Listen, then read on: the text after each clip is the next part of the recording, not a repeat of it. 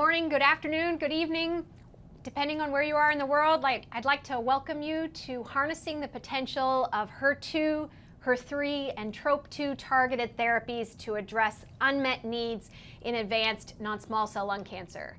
I'm thrilled to introduce my panel. I'm Melissa Johnson from Sarah Cannon in Nashville. I'll introduce you to Ben Levy, who is coming to us from Hopkins in Washington, D.C., and Helena Yu from Memorial Sloan Kettering in New York. So let's jump right in. Here's our agenda for today. We're going to begin by discussing leveraging the increasing understanding of non-small cell lung cancer biology and biomarker testing. We're going to focus today on the roles of HER2, HER3, and TROP2 in the treatment of patients with non-small cell lung cancer. We're going to discuss the profiles of 3 new antibody drug conjugates targeting these targets, talk about the data that is supporting their development, and talk a little bit about testing to identify patients that would benefit the most from these therapies. We'll conclude with synthesis and some audience Q&A. Okay, so let's begin.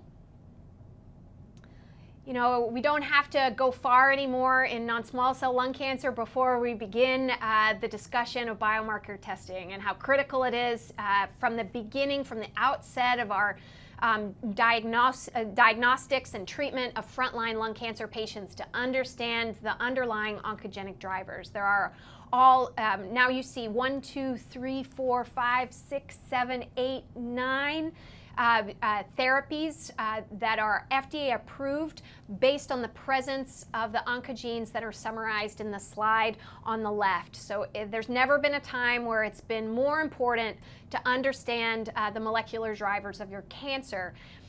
We understand that there are still gaps in getting that biomarker testing done in all frontline lung cancer patients. It's a dialogue that should include not just the medical oncologist at your facilities, but also the pulmonologists and the pathologists, as well as payers.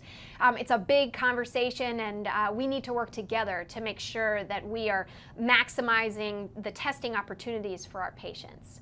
So let's talk about what some of those new testing opportunities entail. I'm going to turn it over to Dr. Levy. Thanks, Dr. Johnson. You've mentioned there are 9 now targets with approved therapies. Hopefully, HER2 will be the 10th coming soon. And so the HER family consists of 4 structurally related cellular receptors, which can interact in many ways. HER1, of course, is EGFR, and then HER2 and HER3 will be the subject matter for much of what we're going to discuss today. I don't think we fully understand HER4 and its capability to elicit tumorigenesis or be active in tumorigenesis, so we'll spend less time on that. But at least for HER1 and HER3, these can be HER1 through HER3. These are aberrantly activated in multiple cancers and can serve as drug targets, potentially drug targets, and biomarkers in precision therapy, and I think we'll talk about these. So, in regards to HER2 mutations in cancer, mutations can occur in the active kinase domain, which is the structure you see on the left here, and also can occur in the transmembrane domain, which is the structure you see on the right. With regards to HER2 mutations in lung cancer, importantly, most of these are exon 20. They are insertions or duplications, and they mostly involve the kinase domain. When these mutations do occur in the kinase domain, this leads to homodimerization or heterodimerization of other HER family receptors that, of course, can then lead to constitutive activation and downstream signaling, including MAP signaling, and lead to uncontrolled tumor growth. Perhaps the most important slide as we begin as a primer is this one, and there's been a lot of confusion on nomenclature for HER2, and so just to take a step back, because I think this will become relevant in the things we talk about, HER2 can be overexpressed in lung cancer, and this is measured traditionally by IHC, or immunohistochemistry. It can be amplified, and this is usually interrogated with either FISH or next-generation sequencing, and it can also be mutated, and this can be interrogated or assessed by next-generation sequencing. And I think this is important because we're trying to find that bona fide biomarker, and which HER2 alteration that is, I think we'll talk about. Importantly, and perhaps confusingly, there has been a lack of correlation between overexpression, amplification, and mutations. With regards to overexpression, this can occur in lung cancer anywhere from 15 to 30%. With amplification, it's anywhere from 2 to 5%. And then HER2 mutations, specifically those ones in exon 20, occur anywhere from 2 to 5% of all lung cancer. And again, I think we'll talk about this, but it's important to take a step back and look at these alterations to understand which of these alterations is relevant, which of them is going to be a bona fide biomarker, and which we can use, which should we use in everyday clinical practice. I'll turn it over now to Dr. Helena Yu. Right, so I will do a little quick overview on HER3. So HER3 is really the kind of lesser known family member compared to EGFR and HER2. Unlike HER2 and EGFR, it actually lacks tyrosine kinase activity, and it itself is not actually an oncoprotein, but it actually heterodimerizes with other RTKs to activate oncogenic signaling. And then you can see from the figures on the right, actually mutations in HER3 or other alterations like amplification are actually quite rare in lung cancer and rare in other cancers as well. So HER3 is expressed in 83% of non-small cell lung cancers. HER3 overexpression is associated with metastatic progression and decreased relapse-free survival in patients with non-small cell lung cancer. HER3 alterations are not acquired as a mechanism of resistance to EGFR TKI therapy in EGFR mutant lung cancer, but because of its sort of omnipresence, targeting HER3 may be relevant across multiple EGFR TKI resistance mechanisms. And here is a slide reviewing those resistance mechanisms.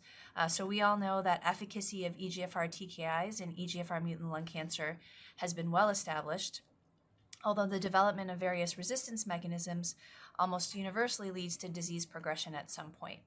Second-line standard of care treatment is platinum-based chemotherapy, which has modest activity in this space. And then salvage therapies after EGFR TKI and platinum-based chemo have more limited efficacy. So the figures on the bottom really illustrate that there is a wide variety of genomic alterations that are associated with EGFR TKI resistance. And interestingly, the proportion of resistance mechanisms that we see really vary depending on EGFR TKI utilized. So for the earlier generation, first and second generation EGFR TKIs, we largely saw acquired T790M as the dominant mechanism of resistance. With osimertinib, resistance is more varied, but really can be categorized into different subsets, including on-target resistance, which are acquired EGFR alterations, off-target, which are alterations or upregulation in bypass signaling pathways. We can sometimes see histologic transformation, and then especially for first-line osimertinib, resistance is largely unknown or not molecularly driven. Back to Dr. Johnson.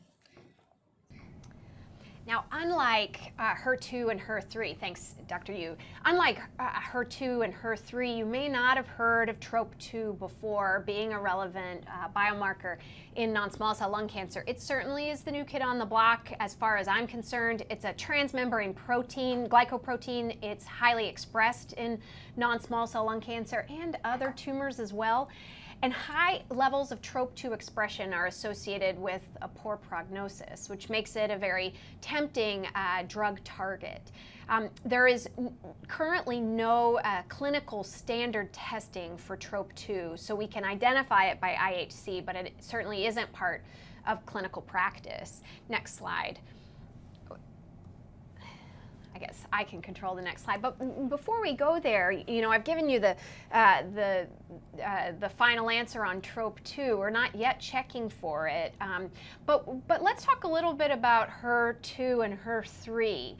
Are these relevant biomarkers that we're testing for now? If you close your eyes and think about the patients that you see in your clinic, are you aware which ones of them have a HER2 mutation, for example?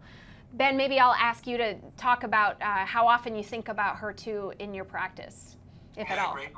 Great question. And, you know, we do comprehensive genomic profiling on all our patients, and this will include HER2 mutation. So we do get this information back. We need to look closely at the next generation sequencing report just to make sure that these are potentially druggable. These are, again, insertions or duplications, most commonly in exon 20. We have these, and we look at these because we do have clinical trials with novel therapies. So I think it's really important that we try to identify these and wed these targets to potential drugs that most likely will get approved in the next 6 to 12 months. But I think this is something that we need to look at. We have a fair amount of patients that we've identified and can link and wed to particular targeted therapy or novel therapy that may offer meaningful benefit for the patient. Thank you. And what about you, Dr. Yu? Are you testing for HER3? Yes, and I wanted to add one thing on HER2, just saying that I think it's complicated. I think most NGS profiles do also check for HER2 amplification, which I think can be a biomarker for those HER2-directed therapies. But at least at our institution, we're not routinely checking for HER2 expression. So I think that's also still an evolving field, the different HER2 biomarkers. And for HER3, no, we're not actually testing for this. I think, what we're going to go over the data. As of now, none of the clinical trials that are concerning HER3 drugs actually pre-specify the need for HER3 expression. And so if we don't have to test, and if there is a kind of specific clinical subset of patients, where, say, EGFR mutant lung cancer after progression on EGFR TKI and chemo, that might be the way that we can enrich or select for people that would have better benefit from the HER3 ADCs. Thanks, Helena. So let's jump right into the next part of our discussion is entitled Clinical Accelerator. And so I think what this means to me is given we've told you now where we're going, now we're going to show you the data that's going to get us there. And we're going to start with a discussion of HER2. Great. So I'll start this. So thanks, Dr. Johnson. So just a little bit about how we're trying to exploit HER2 alterations in lung cancer, particularly some of the newer therapies. We've, of course, had single epitope monoclonal antibodies like trastuzumab and pertuzumab that have been looked at. Small molecule inhibitors like lapatinib, commonly used in breast cancer. We've tried to look at them also in lung cancer, specifically for HER2 mutated lung cancer. And then bispecific antibodies, again, some of the ones we're starting to use in lung cancer, but others more relevant in the HER2 space are in breast cancer. And then more recently, and probably the focus of much of the discussion we're going to have today, is in antibody drug conjugates. And just to take a step back on a primer on ADCs, importantly, the construct of an ADC contains three key components: the antibody, the linker, and then a warhead or a payload. And I think each of these components has to be thoughtfully designed to balance out efficacy and tolerability. And so that's just a brief primer on these ADCs. How do they work? I think we're still learning about these and the way that they work, specifically in lung cancer. I think the punitive mechanism of action is really that the monoclonal antibody or the antibody targets antigen-expressing cells or tumors. These agents are then internalized and the payload is released into the tumors by lysosomal enzymes. You can get what, and we'll see in a future slide, this bystander effect, which is that you get the payload is able to go through membranes and attack neighboring cancer cells. Not listed on this slide is this whole idea of antibody-dependent cellular cytotoxicity, or ADCC. This is an idea where the Fc component of the antibody can elicit immunogenicity and elicit an immune response. And that may be another way that these drugs work in lung cancer. This slide is just showing you that bystander effect, at least preclinically. And what you're seeing here is that some ADCs have been shown preclinically to elicit a bystander effect. The HER2 positive cells are showing regression, as well as neighboring HER2 negative cells. And so I think this is a theoretical advantage to some of these new antibody drug conjugates that can elicit not only cell kill within the antigen expressing cells, but also neighboring cells that may not express the antigen. So the story of ADCs, or the beginning, started with adatrastuzumab and tansine. This was a study carried out in a small number of patients, roughly 18 patients. Patients were pre-treated. The prior line of therapy was 2. These were 18 patients, all HER2 mutated, who received trastuzumab and emtansine every 21 days. And small numbers, but response rates north of 40%, 44%. The swimmer's plot you see here on the right showing that many of these patients remained on therapy. The progression-free survival was modest at around 5 months, but remember that this was an average line of therapy of 3. Now, there's been an updated analysis from this study recently published showing both HER2 mutated and amplified. But for the sake of the conversation, we'll stick to the HER2 mutated cohort and talk maybe about the relevance of HER2 amplified in the next data set. The next drug that has come along has been trastuzumab deruxtecan. This is an ADC again, the 3 components: a humanized HER2 targeted monoclonal antibody, a linker, and then a topoisomerase 1 inhibitor payload.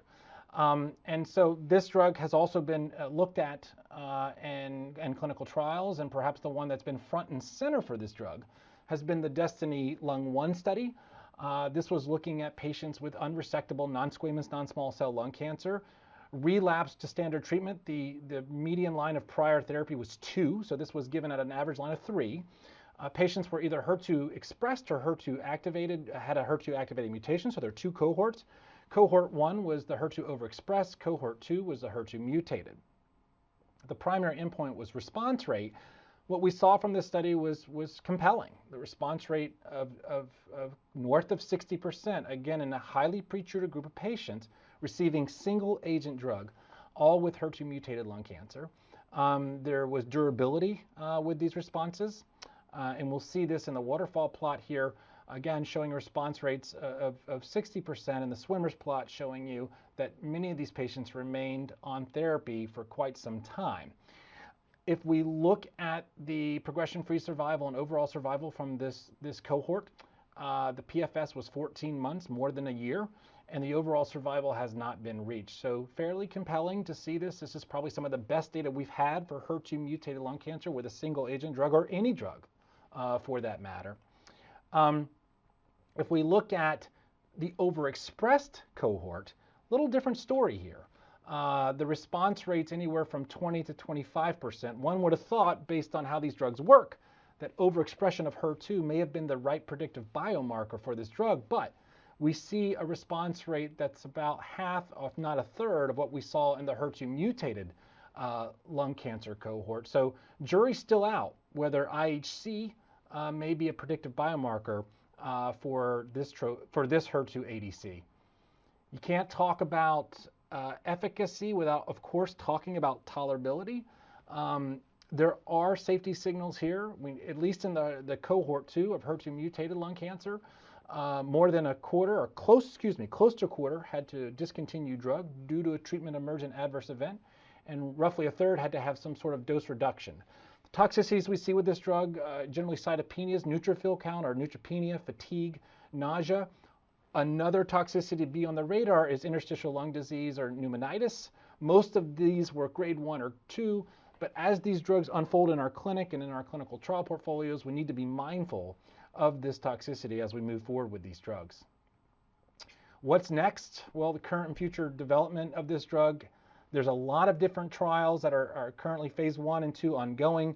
I will tell you, I'll put my nickel down and tell you I'm excited about some of the phase 3 trials. They may not be super scientific, but trying to answer clinically relevant questions, looking at single agent drug versus standard of care chemotherapy in HER2 mutated lung cancer. I think that's a meaningful trial that I hope will get good results on, or at least positive results or meaningful activity with this drug in a phase 3 trial, since we've already seen this in the phase 1-2 experience.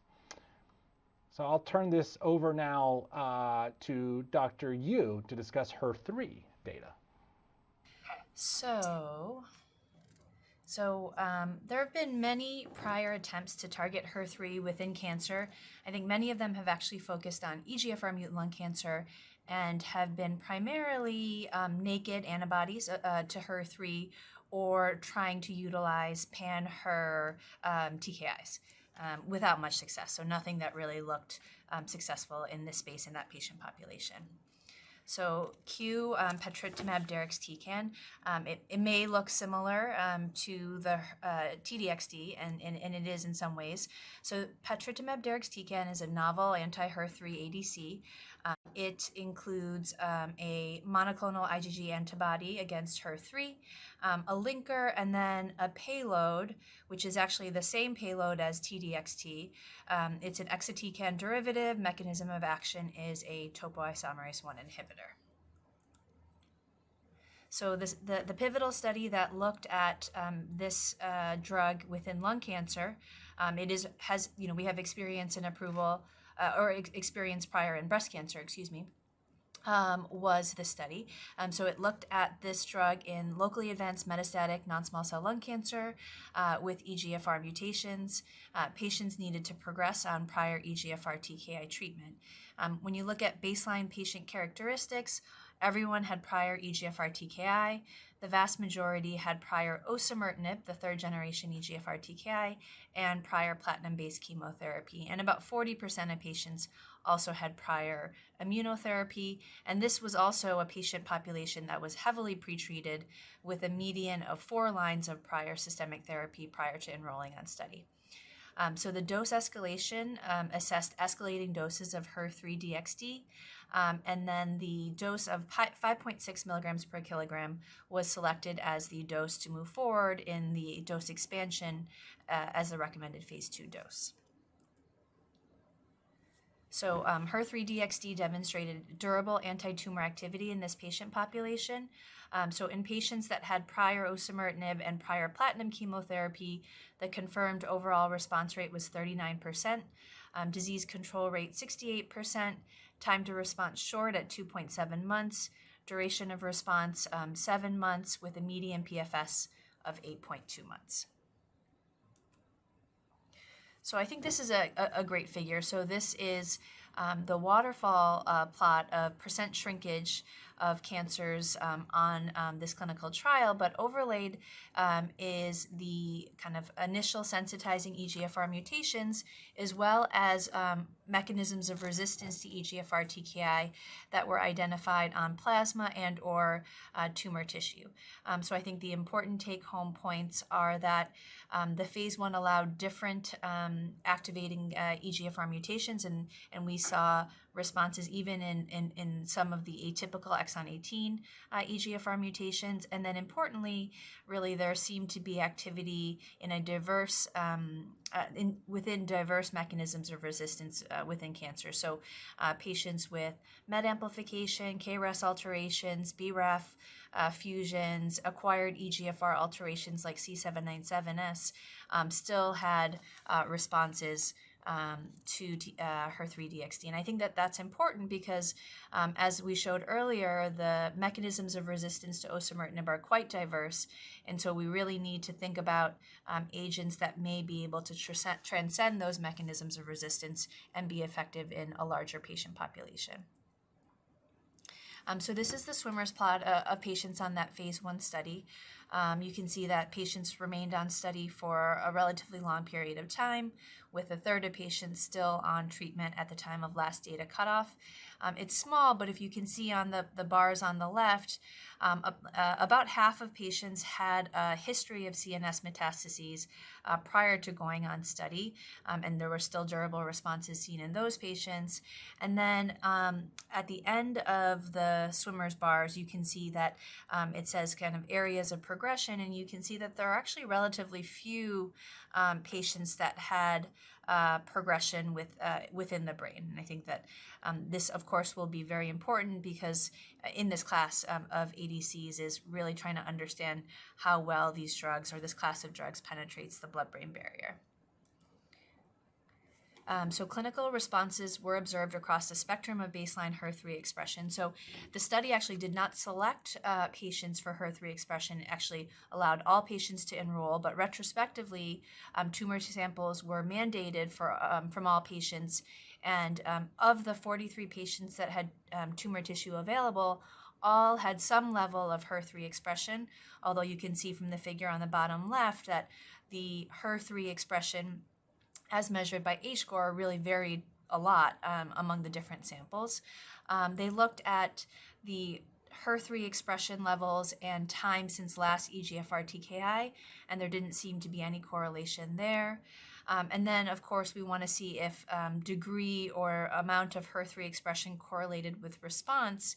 And we really didn't see that to a large degree. You can see that the HER3 H-scores for patients with confirmed partial responses, stable disease, and progressive disease had significant overlap. So it's not clear whether HER3 expression will emerge as a biomarker in this space.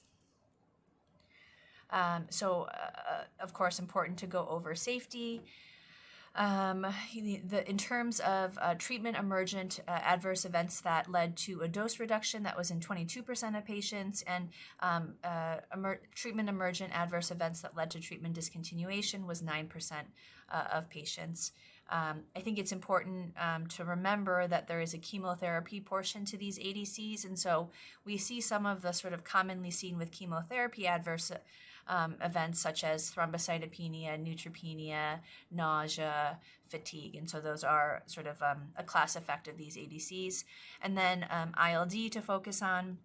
So actually, when looking at the ILD frequencies, it was a little less than with T-DXd in this study, ranging from 5 to 7%. There were no grade 4 or 5 events of ILD. And so in summary, we really do see clinically meaningful, durable efficacy with that overall response rate of 39% after TKI, after chemotherapy in a heavily pretreated population. There did seem to be efficacy across different EGFR TKI resistance mechanisms, and anti-tumor activity was observed in a wide range of baseline HER3 expression levels. And safety did seem manageable. And so based on this initial phase 1, there is a confirmatory phase 2 study, the HERTHENA Lung 01 study, that is taking that same patient population, focusing now on exon 19 and L858R, patients that have had prior osimertinib and prior chemotherapy, and then randomizing them to sort of different doses of HER3-DXd. And this study is ongoing and open to enrollment. And then the snapshot on kind of current and future clinical development. Of course, this looks to be kind of studied in the space of post-TKI and post-chemo, and we'll see if that confirmatory study kind of reiterates the efficacy and the toxicity that we saw with the initial phase 1. And then the other study that I'm interested in is a combination study with osimertinib that is being looked at immediately after first-line osimertinib progression, and that study is also ongoing. And now I will hand it over to Dr. Johnson to talk about TROP2. Thanks, Dr. Yu. All right. So one last ADC to talk about. Here we see a very similar diagram of the different parts of the anti-TROP2 ADC. Once again, the antibody that's directed against TROP2, the payload, and then and the linker, and then the payload, the exatecan payload. Just want to point out, and we'll talk about this a little bit more during the discussion, that that payload is identical with the HER3 ADC, the HER2 ADC, and now TROP2. And so what the implications of that are, I don't think we know yet. DS-1062, dato-DXd, as it's now known, datopotamab deruxtecan is its official name, has been studied in a large pan-tumor phase 1 study, the schema for which is shown here. Patients with relapsed and refractory metastatic non-small cell lung cancer with having good performance status and measurable disease by RECIST were enrolled. Brain metastasis were allowed as long as patients were previously treated, and then patients were treated at escalating doses of dato-DXd. 3 different dose levels were identified as showing efficacy: 4 milligrams per kilogram, 8 milligrams per kilogram, and 6 milligrams per kilogram in the middle. And those three were then evaluated in a non-small cell lung cancer cohort that we'll discuss today. I think it's important to note, too, that a triple-negative breast cancer cohort has subsequently enrolled, and now bladder and gastric esophageal cancers are now enrolling in this trial. So the primary endpoint was maximally tolerated doses, and so here you see a summary of the 3 doses that were evaluated. You see, first of all, I point you to the grade 3 related adverse events, the grade 3 drug-related adverse events, higher with the increasing doses of the drug. Likewise, the treatment emergent adverse events associated with discontinuation, drug interruption, as well as dose reduction, all increased as the dose was increased. And so while 8 milligrams per kilogram was initially selected, then 6 milligrams per kilogram was subsequently deemed the randomized or the recommended dose for further study, making 8 milligrams per kilogram the maximally tolerated dose. On the right-hand side, you see a plot summarizing the treatment emergent adverse events by dose. Once again, this is a chemotherapy, and you see that reflected in the adverse events most commonly. Nausea, stomatitis, and fatigue were the adverse events most commonly seen. Alopecia, a class effect seen across all of the drugs as well. So here's the best overall response rate. So this was a phase 1 study, so this was a secondary endpoint. Once again, you might have expected that as you go from 4 milligrams per kilogram to 6 to 8, you would see an increase in objective response, but actually we saw that patients with 6 milligrams per kilogram had the best response rate, and maybe that's because the patients at 8 couldn't stay on long enough to have a confirmed response.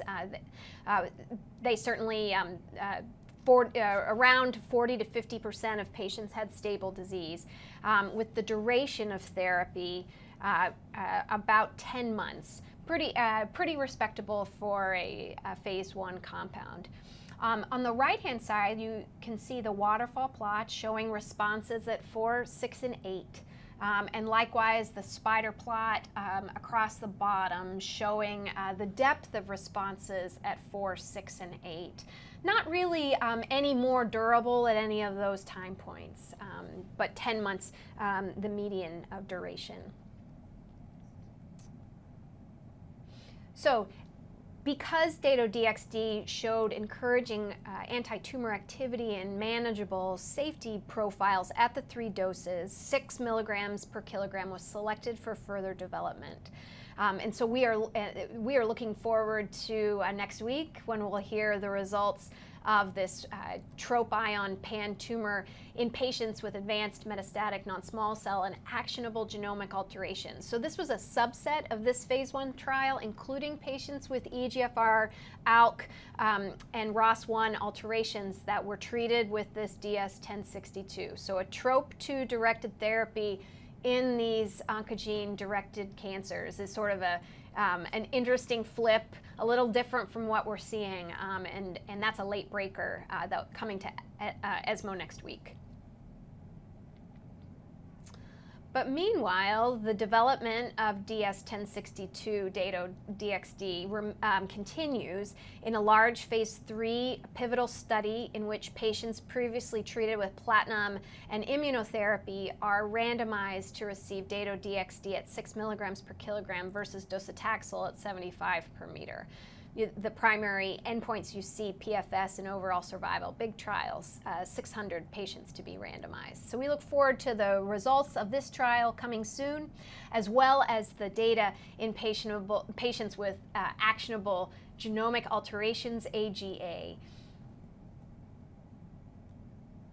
And we also have some idea that this chemotherapy may in fact be able to be substituted for some of the platinum partners that we've used heretofore, so that we could bring this dato-DXd up until the front line.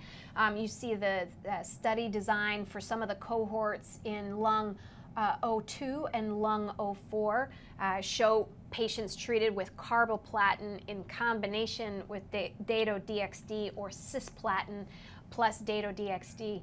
And if I'm not mistaken, the intent is also to then add pembrolizumab in lung 02 and durvalumab in lung 04. So exciting opportunities even in the front line. And then finally, TROP-ion lung 05 is the actionable genomic alterations study enrolling not just EGFR, ALK, ROS1, but also BRAF, MET, NTRK, and RET to receive in a single-arm trial 6 milligrams per kilogram. So this TROP-ion lung 05 is also enrolling.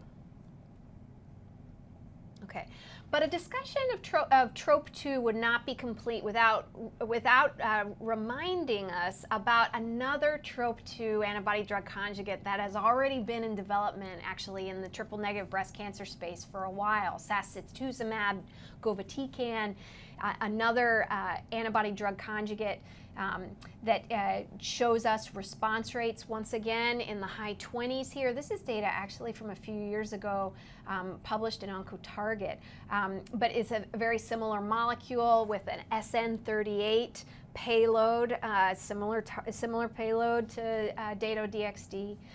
The PFS 5 months and the overall survival 9 months. So maybe not looking quite as good as dato-DXd, but obviously the ongoing trial, TROPiCS-03, the schema for which is shown in the bottom right, will be really important to compare data from one trial to the other. This is a multi-cohort trial enrolling not just lung cancer, but also head and neck and endometrial cancer patients, and that is activating many places soon. Okay, so we've given you a lot of data over the last 20 minutes, or 30 minutes, I should say, and now is the time where we hope to help you consolidate this data and figure out how you would use it in your clinic come tomorrow or maybe in months to come. So we have a case and we're going to discuss the case among ourselves. Happy to take questions in the chat. I want you to close your eyes and channel your favorite 75-year-old female never smoker in your clinic, diagnosed with an EGFR mutant lung cancer in November of 2019. She had an EGFR L858R exon 21 substitution mutation. She was treated with osimertinib successfully between December of 19 and May of 2020. At progression, she received carboplatin and pemetrexed for 4 cycles, and then had been on maintenance pemetrexed for another 9 months. In June of 2021, she returned to your clinic with complaint of fatigue with this PET scan showing recurrence in her left supraclavicular fossa, as well as showing left hilar recurrence and left adrenal metastasis. She had a Guardant 360 pulled in your clinic that day that confirmed her EGFR L858R mutation, showed some EGFR amplification, CCNE1 amplification, and a PIK3CA mutation. So maybe I'll start with Helena. Dr. Yu, can tell us some of the things that, maybe before we go to the answer, what are some of the things that you're thinking of as you dissect this case and are deciding on what her next steps should be?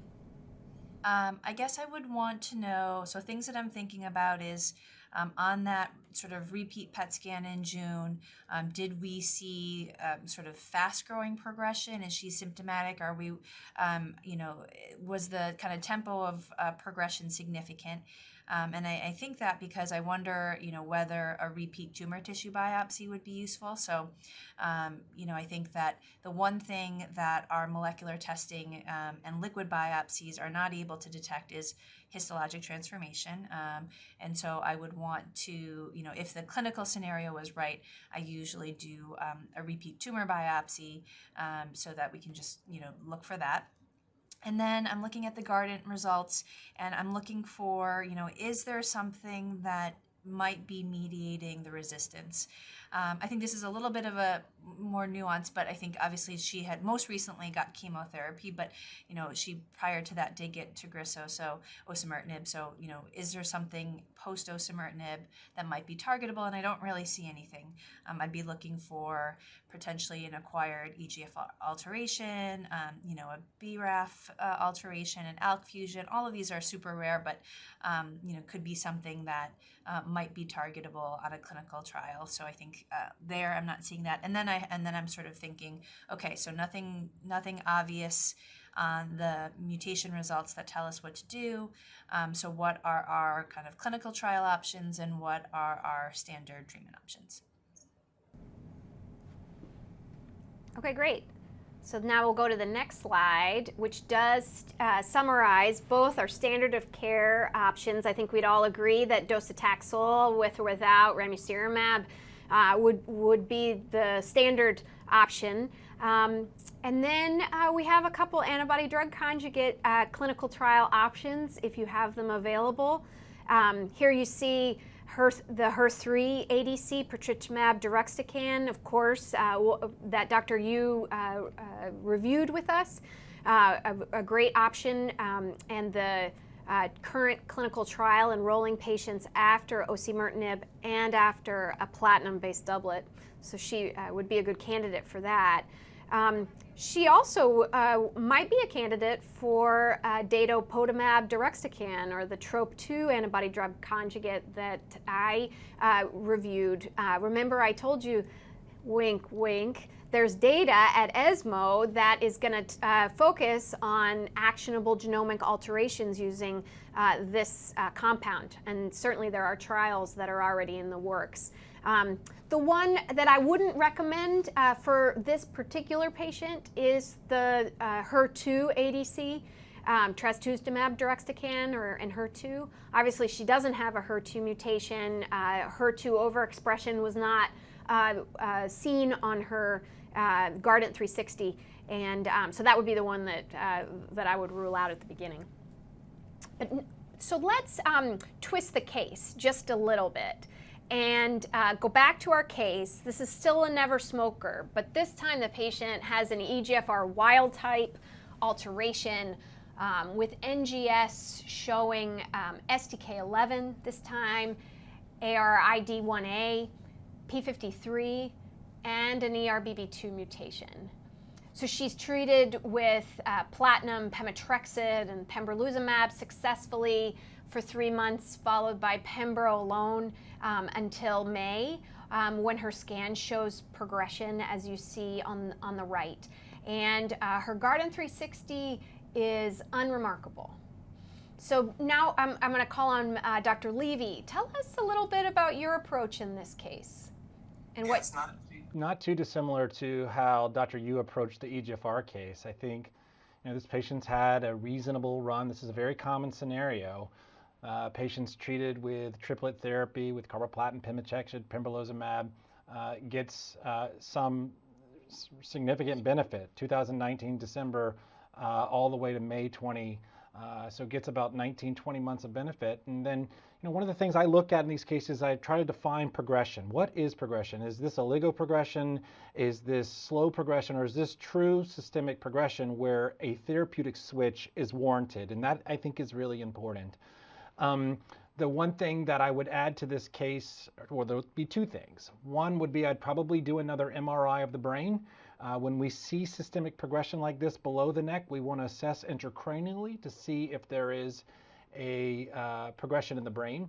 And then, the Guardant was negative, which really doesn't tell us that much. We know that about 30% of patients don't shed circulating tumor DNA, and so that doesn't mean that alterations don't exist in the tissue that can't be identified. So I would probably, even though we know this patient has a HER2 mutation, I would probably want to opt for a repeat tissue biopsy as well to evaluate what we would do. Would it change my mind outside of finding something other than the HER2 mutation? Probably not.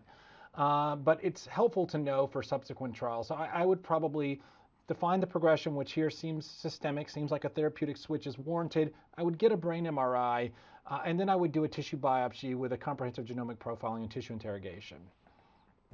Perfect. Thanks, Ben. And here we have, once again, just to wrap it all up, standard option with docetaxel plus minus ramucirumab. Trastuzumab deruxtecan might be an option on a clinical trial. Of course, there are others. So let's start to put it all together. You know, this lung cancer continues to evolve, but continues to be complicated. We know that just as important as doing the next generation sequencing that Ben talked about is the PD-L1 testing that we talked about as well, to determine patients that will do better with monotherapy, immune checkpoint inhibitors, or combination if no drivers found. So here on this slide, we've summarized sort of the state of the current art. For patients with PD-L1 high tumors, all the way on the right, you see these patients can be treated with monotherapy or probably combination approaches. You see for patients without an oncogenic driver who have PD-L1 less than 50%, there the histology becomes more relevant, because we'll add platinum-based chemotherapy in combination with monotherapy, PD-1 inhibitor, PD-L1 inhibitor, or combination PD-1 anti-CTLA-4 quadruplets now. So for EGFR and HER2, you see on the left-hand side of the screen, lots of frontline options for patients with EGFR mutations. And then at progression, osimertinib, of course, versus chemotherapy. While for patients with HER2, the verdict's still out on whether chemo with or without immunotherapy is best. So now let's overlay our treatment options. As we've discussed today, you see that the trastuzumab deruxtecan may find its way into the front line because, of course, a response rate of 60% is equal or better to what we can expect with chemo IO for patients with HER2 mutated lung cancer. For TROP2 antibody drug conjugate, we're using this like right now in the second line. That's where that lung 01 trial is being evaluated versus docetaxel, so post-chemo IO. And then the HER3 antibody drug conjugate, likely after initial TKI exposure and right now after platinum pemetrexed, with some look towards or some question about whether it might inch its way up into the second line before patients go on to platinum pemetrexed chemotherapy. Helena and Ben, anything to add here? Anything that I didn't mention? I'll just mention in the HER2 space, I agree. I think that we're going to have to define what HER2 alteration that we're talking about. And if we're talking about HER2 mutations, it's hard for me to believe that a single agent drug that elicits a response rate of 60% in the third line won't be a higher response rate in the first line. So I think, and that's why I look forward to the phase 3 trial that will hopefully definitively answer this question, a HER2 ADC with trastuzumab deruxtecan versus chemotherapy with immunotherapy for HER2 mutated lung cancer in the treatment naive setting. So I look forward to seeing that. It's going to take a while to accrue, and it's a phase 3 trial, but this drug may get approved and we may start using it in the front line. I think obviously the jury's still out for HER2 amplification or HER2 IHC. I don't know if these are truly predictive for HER2-directed therapy. I guess we'll see. There'll be future data sets looking specifically at these alterations, but I'm excited. I think HER2 mutations will be the 10th biomarker, and I think trastuzumab deruxtecan will be a drug that we'll start using in our clinic hopefully soon.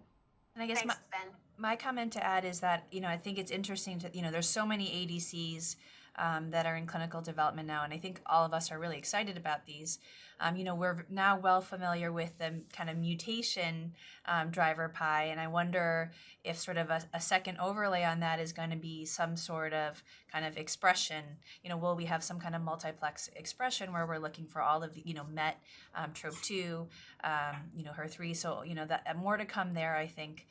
That's super interesting. And then I think the other thing to consider is, these drugs, even, when you think about TROP2, they're still very active. I mean, when we're thinking about comparing them to second-line docetaxel, even in all comers, there really is, reasonable activity for these phase 1 studies. And so I wonder, I think the bar of sort of the efficacy is going to really depend on where we want to put them in our kind of our treatment sequencing, right? So I think, if for the TROP2 ADC, for example, in the second line setting, maybe we would do all comers, but maybe if we could select for a patient population for that or other drugs where the response rate is higher, and be that by, IHC or some other factor, that there'd be the ability to move some of these drugs up even earlier. So I think that's going to be something emerging too. It's, what is the response rate for all comers, and is there a way to select or enrich for a subset that really has a better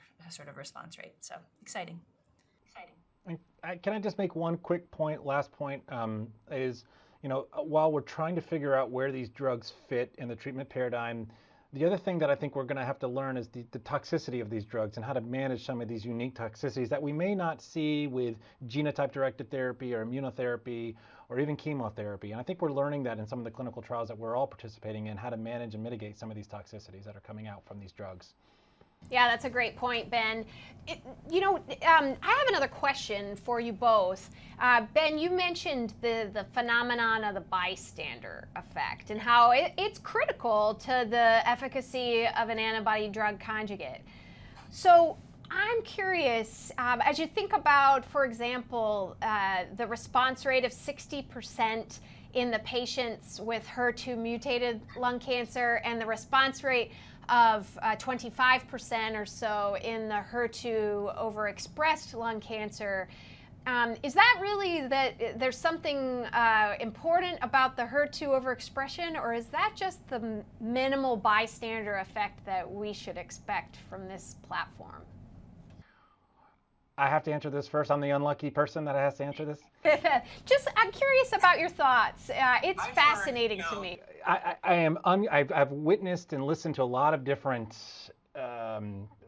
thoughts on this and why this occurs. Why are we seeing such a higher response rate in the HER2 mutated versus the HER2 amplified? I've heard everything from we're not really sure to that actually HER2 mutations are just more chemosensitive and we're using a chemotherapy linked to the monoclonal antibody. I don't really understand. If you would have told me before this all started that the HER2 overexpressed had a lower response rate, it's hard for me to understand. Does some of this have to do with a bystander effect? I'm not really sure. I don't have a good explanation. I still don't. I've listened to a lot about why HER2 mutations may be the right predictive biomarker for this drug, whereas HER2 overexpressed may not be. That was a hedge of an answer, by the way. It was a good answer. You answered it well. Helena, maybe I'll pass the heat lamp over to you. And I think remember that the other group of patients that the patritumab deruxtecan phase 1 trial enrolled were patients that were EGFR wild type. And while the focus of this drug and where it's effective is clearly in the mutated patients, but that actually is the group of patients that I'm curious about. Did you treat any patients in that cohort out of curiosity, and did they have response? Didn't, but I am also eager to see that data, because what if it is again around that 20 to 25% response rate? And I think that also brings up the question, I think Ben's points were all great, but also like how little of the target do you need for these drugs to penetrate and be effective? So I think, and we remember these are chemotherapy drugs, but there's something magic, there's magic sauce there, because for all of these, the payload is kind of an exatecan, so it's in the arena tecan, topotecan cytokine family that we know really is not active in non-small cell lung cancer. So there's something about this ADC kind of mechanism of delivery that's doing something more. But yeah, super interesting. I think it'll be very interesting if it's there's that kind of baseline bar that we're seeing with all of these. And then there are a number of questions from the audience in the chat about the interstitial lung disease. And many of our colleagues that are maybe listening in today have had the chance to use at least trastuzumab deruxtecan in their breast cancer patients because it's approved there, of course. And so they may have seen this already, but curious if you have seen any association in your patients with chest radiation or immunotherapy. Curious if you guys remember the data evaluating that association in your respective trials. So I can start. We participated in the dato-DXd trials and have quite a few patients on, and we have had a couple of grade 1-2 interstitial lung diseases that from these patients, but none that I remember had prior radiation. I'd have to go back. I think this is a call for us to continue to partner with our subspecialists and our pulmonologists, especially when it comes to ILD. Watch this carefully. It can happen. We haven't seen any catastrophic events for our patients, but our we've had roughly 10 patients on these studies. And maybe 1 or 2 have had an ILD that has been a grade 1 or 2. How about you, Helena? In comparison to the ILD that sometimes we see with these EGFR mutated patients on a TKI, for example, or a TKI plus IO, do you have a comparison or comment at all? I just want to say, I think same as Ben, we have the HER2 and the HER3 ADCs here. And it really seems like to be a class effect, right? Not just these exatecan sort of Daiichi agents, but in other ADCs as well. And again, I just think not well understood. But I think the more we partner with our kind of pulmonary colleagues and try to figure out ways to best manage it. And I think lung cancer is different too, right? These rates of pneumonitis are higher than what we've seen in breast cancer, but that seems intuitive in some way too. With these, these patients have lung cancer pathology already present, so does that predispose in any way? But emerging. I think there was data with dato-DXd early on showing no association with prior immune therapy or chest radiation. So many of our patients have had those therapies that I would think that would be a little bit of a challenge to develop a drug if there was that association. So I was relieved to see that analysis that was reported a year or 2 ago. And I wonder if we are used, or our patients are used to tolerating a little bit of shortness of breath because of their cancer or because of the radiation that they've had or the lobectomy that they had in the past.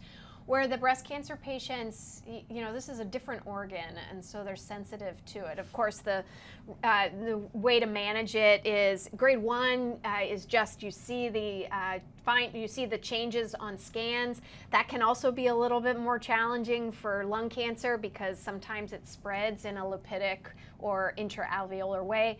At grade 2, it's symptomatic, and so when you have a grade 2 pneumonitis, that's a reason to start some steroids, and certainly grade 3 would be a reason to stop the drug permanently. The Daiichi and now AstraZeneca has an interstitial lung disease adjudication committee. So they have an objective group of people that come together and look at whether or not these findings reported by investigators are in fact ILD. And so I think we will learn more as time goes on. But it certainly isn't, it doesn't happen often enough. We've participated in all 3 of these efforts to not consider the drug, in my experience. This activity is accredited by Medical Learning Institute, Incorporated. This activity is developed with our educational partner, PVI, Peerview Institute for Medical Education.